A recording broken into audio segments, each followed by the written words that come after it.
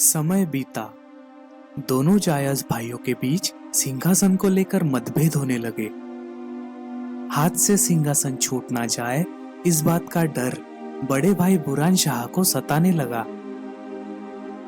बुरान शाह ने सरदार रघुजी भोसले से सहायता प्राप्त हो इस बात का संदेश भेजा और एक बार फिर सरदार रघुजी भोसले के कदम नागपुर के गोंड साम्राज्य में पड़े। अकबर शाह को जहर देकर मौत की नींद सुला दिया गया, लेकिन इस बार मदद करके सरदार रघुजी भोसले बरार वापस नहीं गए। इतना समृद्ध साम्राज्य छोड़कर जाने के बजाय वो यहीं रुक गए। सूत्र उनकी मुट्ठी में होने के कारण उन्होंने खुद को गोंड साम्राज्य का संरक्षक घोषित करके बुरान शाह को महज एक कठपुतली बना दिया। इस घटना के घटित होने के बाद नागपुर के गोंड साम्राज्य का इतिहास कहीं पर भी दर्ज नहीं है। गोंडों का राज्य जाने के बाद इस शहर में मराठा शासकों की एक श्रृंखला सत्ता में आई। इस प्रकार हिंदुस्तान के इस हिस्से में मराठों का शासन चलने लगा।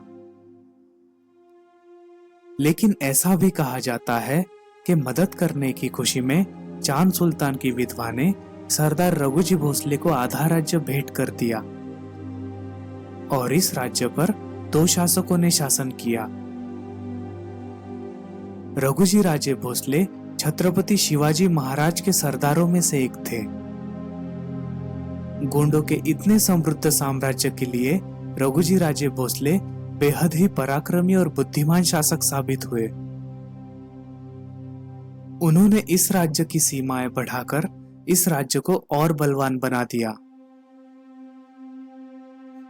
Doctor B.R. आम्बेडकर ने यह दावा किया था कि किस प्रकार इस शहर का नाम नागपुर रखा गया। हिंदुस्तान के इस हिस्से में नागवंशियों का वास था और तब से यहां बहने वाली नदी को नाग नदी के नाम से जाना जाता था और नाग नदी के नाम से इस शहर को नागपुर ये नाम मिला। अंग्रेजों के काल से ये शहर नागपुर नाम से पूरे देश में पहचाना जाने लगा।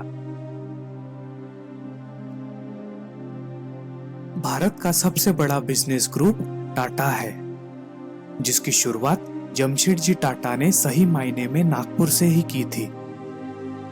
उन्होंने 1874 में एक कपड़ा मिल की शुरुआत central India spinning, weaving and manufacturing company इस नाम से की थी। 1877 में जब रानी विक्टोरिया को भारत की महारानी घोषित किया गया, तब इस मिल का नाम बदलकर एम्प्रेस मिल कर दिया गया। आरएसएस राष्ट्रीय स्वयंसेवक संघ, जिसकी स्थापना 1925 में डॉक्टर केशव बलिराम हेडगेवार जी ने नागपुर से ही की थी। ये शहर आरएसएस का मुख्यालय है।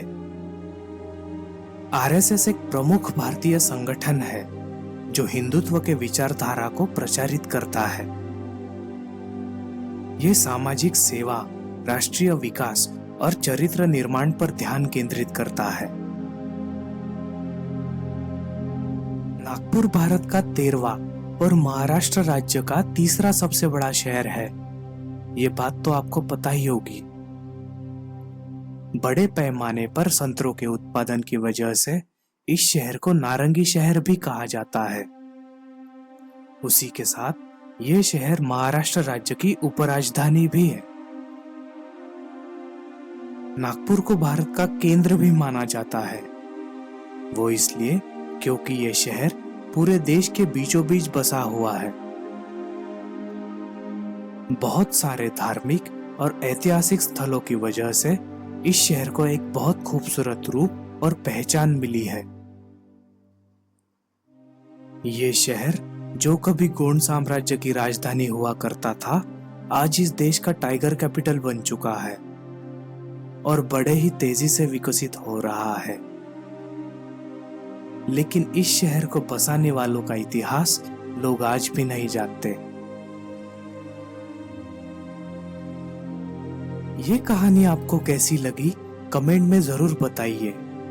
मैं ऐसे ही और कहानियां आपके लिए लाता रहूंगा। अगर आपने इस कहानी का फर्स्ट पार्ट नहीं देखा है तो मैंने उसकी लिंक डिस्क्रिप्शन में दी हुई है, उसे जरूर देखिएगा। हमारे चैनल एब्जॉर्बिंग स्टोरीज को सब्सक्राइब करके हमारा मनोबल बढ़ाइए। जरूर मिलेंगे अगली कहानी में।